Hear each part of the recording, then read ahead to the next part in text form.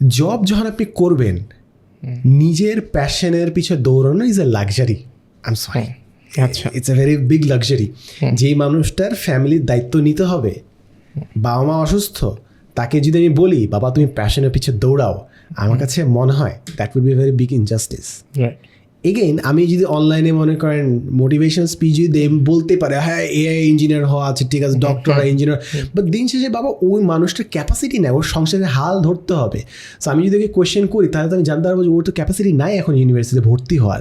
They should go for something short term, যেখানে তারা earning শুরু করবে, হয়তো টিউশন থেকে তারা আর্নিং শুরু করে ফেলবে এখন, কিংবা কোনো একটা কোম্পানিতে জব শুরু করবে। That is their urgency.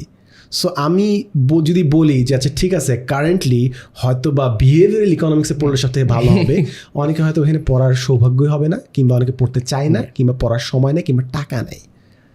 So decision নেওয়ার ক্ষেত্রে first of all know your self, বিভিন্ন পার্সোনালিটি টেস্ট দেন, বুঝেন, অ্যান্ড সেকেন্ড বিভিন্ন জিনিসপত্র এক্সপ্লোর করেন।